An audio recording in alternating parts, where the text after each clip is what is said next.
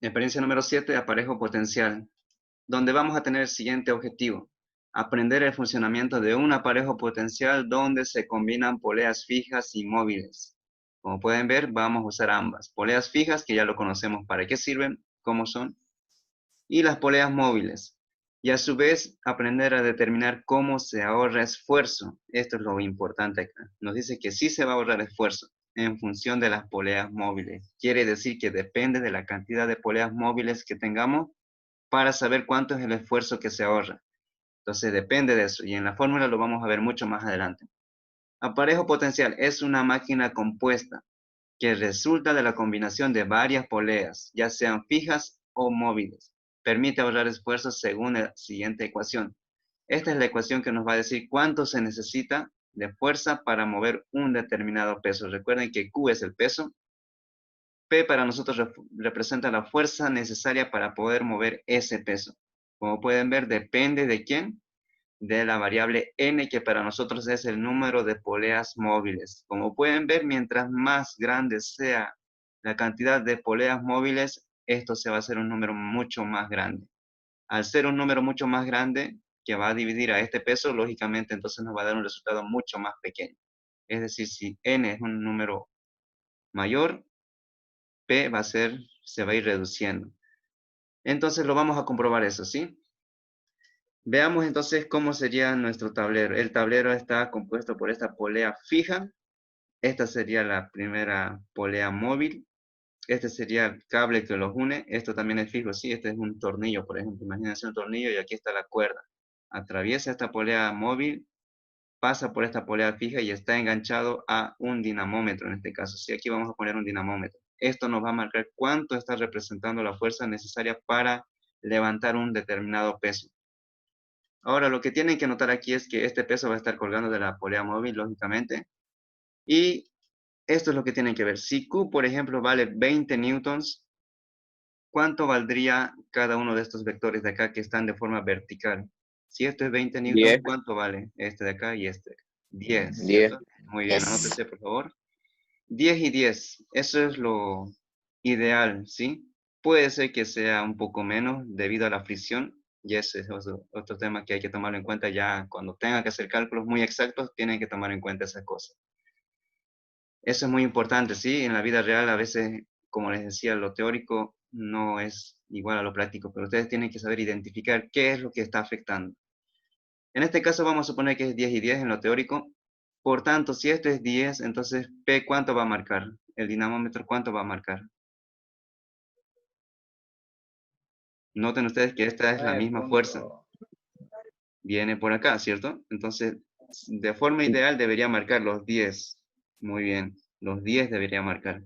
Noten ustedes que necesitan 10 newton para poder levantar 20 newtons. ¿Qué es lo que hicieron ahí? Ahorrar esfuerzo. Y eso es lo que nos decía la ecuación de poleas móviles. Que depende de la cantidad de poleas móviles, nosotros vamos a poder ahorrar esfuerzo. Como pueden ver, se ha disminuido en cuanto, en la mitad. Si esto es 20, aquí ya necesitan solamente 10. ¿Qué pasaría si usamos otra polea móvil más? Se va a ir reduciendo mucho más y eso es lo que vamos a ir viendo. ¿Se entendió esta parte? ¿Cómo es que logra reducir el esfuerzo a la mitad? sí, Se redujo a la mitad porque noten ustedes que se dividió en dos esa fuerza necesaria y este cable solamente va a necesitar esta fuerza que tiene por esta sección. Lógicamente se produciría un movimiento como este, ¿sí? Vamos a ver, ese movimiento se va a producir. Vamos a tirar de la cuerda, esto va a ir reduciendo su dimensión en este caso, porque la cuerda está siendo jalada hacia abajo, o mejor dicho, de forma oblicua hacia este lado. Y es entonces de esa forma que se logra mover este peso hacia arriba. ¿Cuánto se necesita? Solamente se necesita 10 del peso de 20, ¿sí? Ahí hemos ahorrado, como pueden ver, de gran manera el esfuerzo que se necesita. Ahora ustedes dirán, pero ¿para qué nos sirve esto? Grandes máquinas, ustedes han visto que las grúas, ¿cierto? Grandes grúas levantan enormes pesos. ¿Ustedes creen que el motor desarrolla esa fuerza necesaria para mover ese peso? Es decir, si el peso que quieren levantar es 1 tonelada, ¿ustedes creen que el motor que tienen ahí tiene una fuerza para mover 1 tonelada? ¿Qué dicen ustedes? Sería lo lógico, ¿cierto?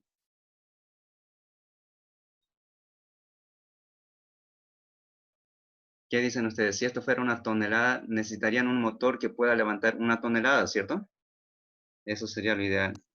Sí, Y eso es lo que harían, sí, pero si, como ya saben de poleas, ustedes saben que si más poleas le ponen a ese sistema, en este caso en las grúas han visto que tienen muchas poleas ahí, lógicamente si esto es una tonelada lo va a poder levantar, pero con un motor que no necesita una tonelada.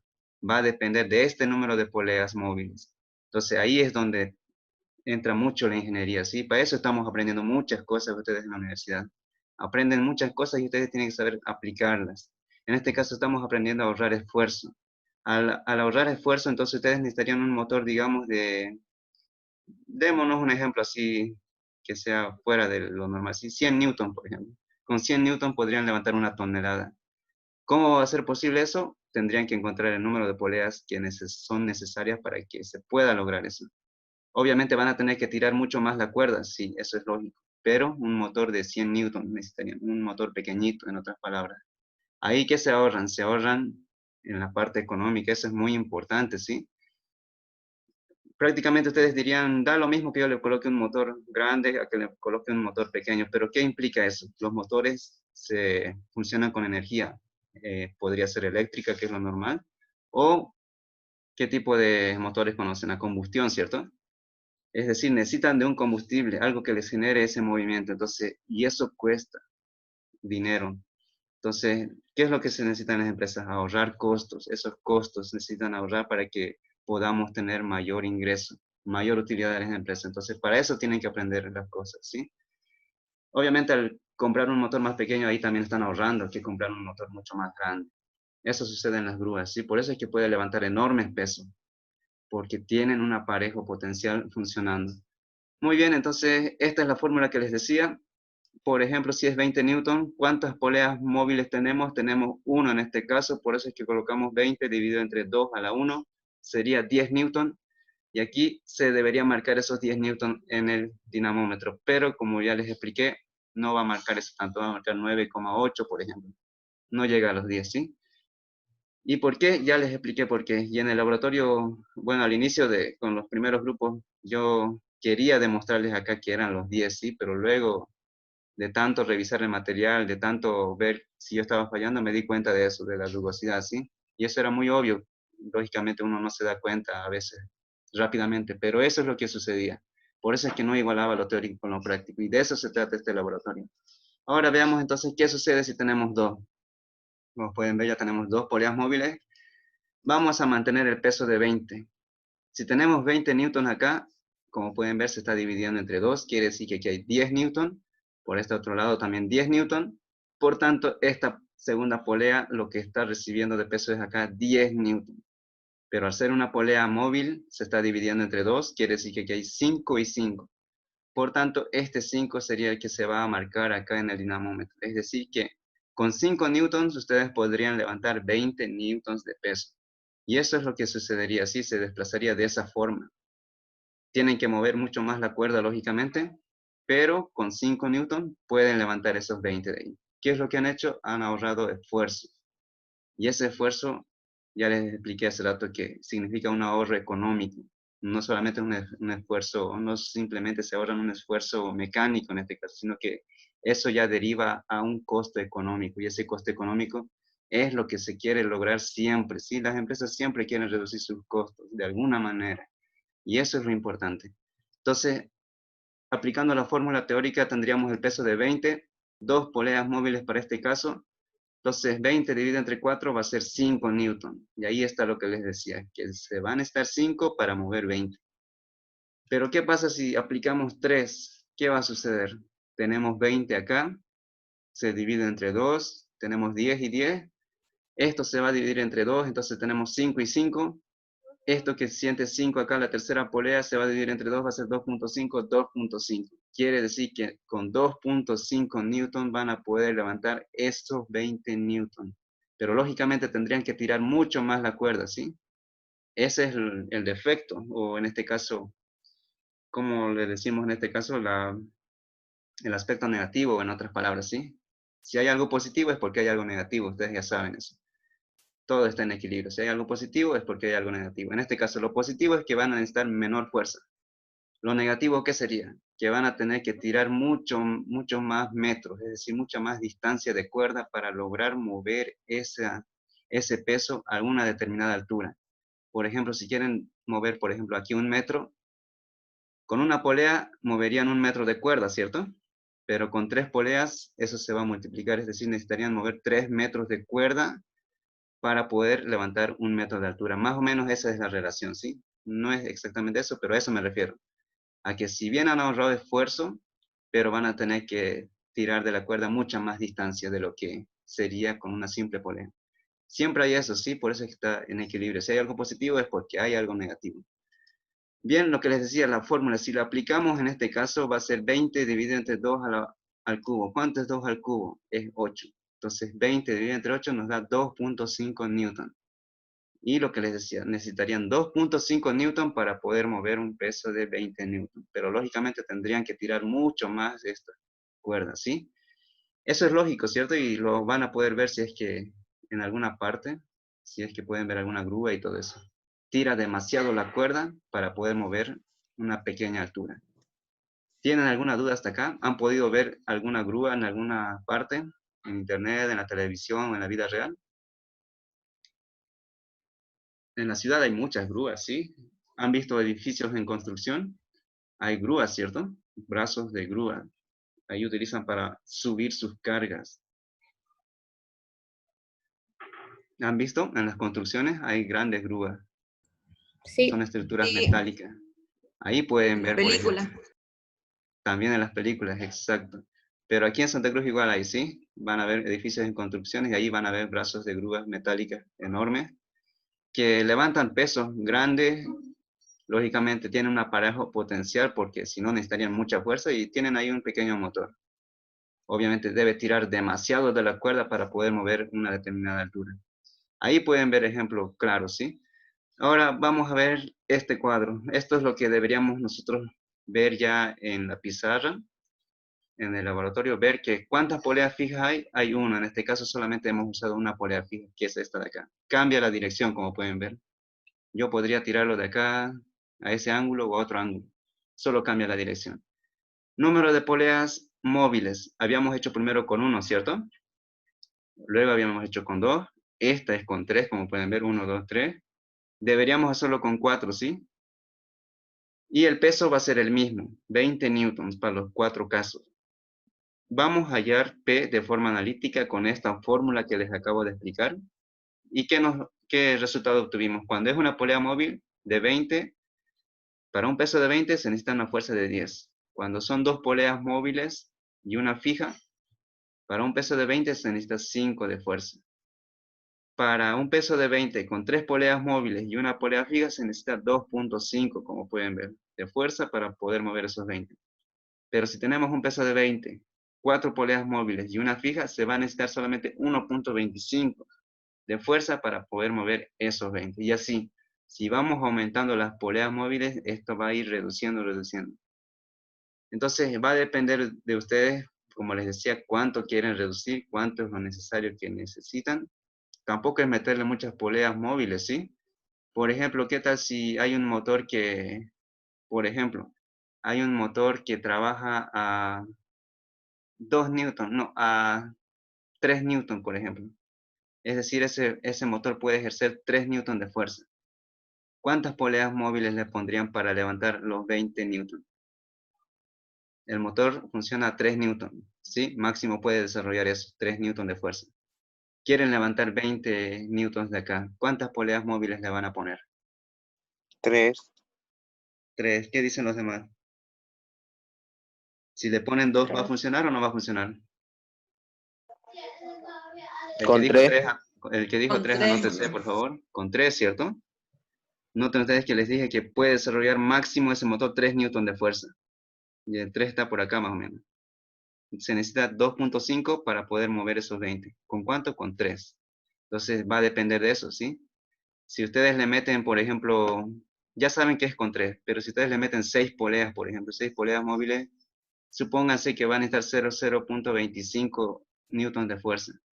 Noten ustedes que sería innecesario poner ya demasiadas poleas. ¿Por qué? Porque con 3 ya puedo mover con ese motor. Entonces de nada sirve también ponerle muchas poleas. Si bien es cierto, se va a necesitar un menor esfuerzo, pero ¿para qué vamos a invertir en más poleas y en más metros de cuerda si ya cumple con 3? ¿Cierto? Entonces en eso también hay que analizar.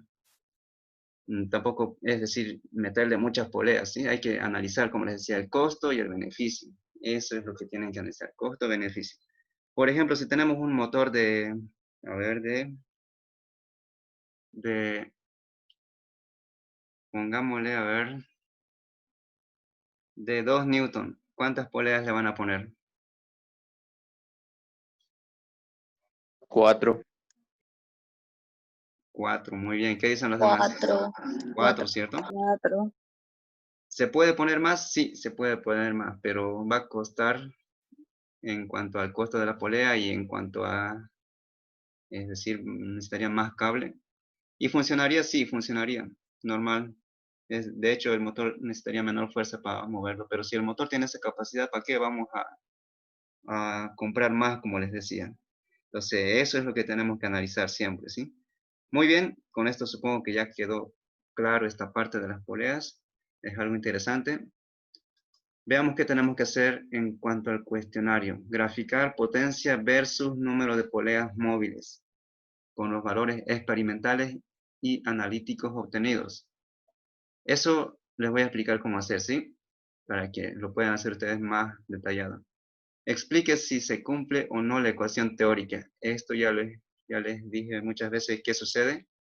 Ustedes lo van a explicar.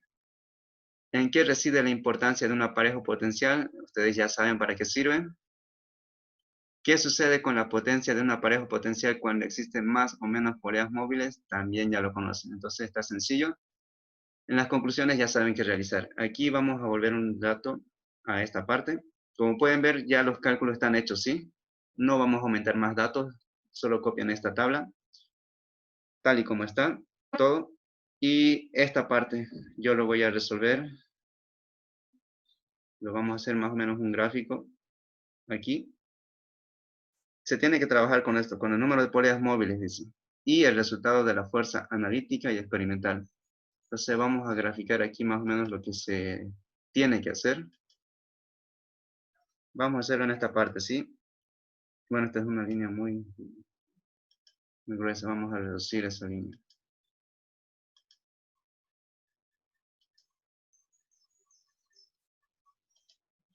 Van a tener que dibujar un eje X y un eje Y, ¿sí? Supóngase que ese es el eje Y y aquí está el eje X. Donde aquí en el eje Y van a colocar P, ¿ok? Aquí vamos a escribir. Aquí van a poner P. Y acá en este eje van a colocarle N, el número de poleas móviles. Ustedes ya lo van a hacer más detallado. N, el número de poleas móviles. Bien, ¿cuántas poleas móviles tenemos? Solo hemos hecho para 4, ¿sí? Entonces vamos a dividirlo esto entre 4. Ustedes lo van a hacer dependiendo de su escala que tengan en su cuaderno. 2 centímetros cada una separación podría ser, por ejemplo. Vamos a suponer que ahí está. Número de poleas móviles, aquí está 1, este va a ser 2, este va a ser 3 y este va a ser el 4. Ahí están las 4 poleas móviles. Entonces, en el eje X estamos poniendo el número de poleas móviles. En el eje Y vamos a poner esto. Fíjense que el máximo es 10 newton, entonces aquí más o menos tendría que ser el 10. Ahí. Aquí está en newton, tienen que colocar aquí también su unidad. Siempre se coloca así en los ejes. ¿Qué significa? Es decir, ustedes aquí deben colocar P analítico, si quieren en todo esto. Y ahí sus unidades entre paréntesis. Aquí entre paréntesis tendrían que ponerle que esto está en newtons. Entonces, eso es lo que tienen que colocar siempre. En cálculo 1 deben estar aprendiendo eso. Todo eje tiene su nombre y tienen que poner sus unidades. Acá es número de poleas móviles, van a colocarlo completo. Y aquí solamente le colocan, bueno, esto no tiene unidad, solamente son números. Aquí sí hay unidades, son newton. Aquí está 10, como pueden ver. Necesitamos el valor de 5. ¿Dónde está 5? Es la mitad, lógicamente, entonces está por acá. 5. ¿Qué otro valor tenemos? Tenemos 2.5. Si este es 5, aquí es 2.5. ¿Qué más? Tenemos 1.25. Va a ser la mitad de esto, ¿cierto? 1.25. Entonces ahí están esos valores. Ustedes lo van a hacer a escala en su cuaderno. Tiene cuadrículas. Ustedes ven qué escala darle. 1.25, ahí está. Entonces lo que vamos a hacer es graficar. Primero vamos a graficar esto, el analítico, ¿sí? Lo vamos a hacer con rojo. Nos dice que para una polea móvil necesitamos 10, y es como en cálculo 1. Para 1 necesitamos 10, tenemos que interceptar ese punto y está acá. Sería aquí ese punto. Lo dibujan. Para 2 poleas móviles, ¿cuánto necesitamos? Necesitamos 5, entonces nos vamos. Para 2 necesitamos 5. Interceptamos esos datos, 2 y 5, y graficamos el punto. Para 3 necesitamos 2.5. Para 3, entonces 2.5 está acá. Más o menos es ahí. Para 4 necesitamos 1.25, entonces 4, 1.25 está ahí. Listo, ya dibujé los puntos. Si tuviéramos más puntos, esto tiende a ser una gráfica ¿de qué tipo? ¿Qué tipo? Recta, parábola, exponencial. ¿Qué dicen? En cálculo 1 han visto eso. Más o menos sería esta la gráfica. Vamos a unir esos puntos. ¿A qué tiende a ser? ¿Una parábola? Parábola. Parábola. Posiblemente es una parábola, sí, pero es una exponencial, ¿sí? Esto se va a ir reduciendo más. Si tuviéramos, bueno, no hay media polea, ¿sí? Solo hay uno. Más o menos tiende a ser una función exponencial, ¿sí? Bien, pero eso es lo analítico, como pueden ver acá. Entonces ustedes le van a poner aquí su título, si quieren, analítico, ¿sí? Porque eso es analítico. Analítico. Ahí le ponen todo su título. Pero tenemos que hacer la otra gráfica, que es este de acá, el experimental. Recuerden que no es lo mismo. Entonces, para 1, ¿cuánto marcó? Marcó 9,8. Quiere decir que para 1 está por acá ese punto. 9,8. Si ustedes lo hacen a escala, va a aparecer ahí. Para 2, ¿cuánto nos dio? Nos dio 4.7. 4.7 va a estar abajo igual. Para 3 nos dio 2.1. Lo vamos a graficar por acá. Está muy próximo, pero no es igual, como pueden ver. Para 4 nos dio 1.20, perdón, 0.9, ¿sí? Aquí fue más pequeño el resultado todavía. Ahí. ¿Qué es lo que vamos a hacer? Unirlo igual. Entonces, como pueden ver, lo práctico con lo teórico difiere un poco. Aquí le van a poner que este es el P experimental. P experimental, ¿sí? Experimental. Ahí le ponen su título. Y ahí está la forma de la gráfica. Eso es lo que tendríamos que hacer. ¿En la misma gráfica o en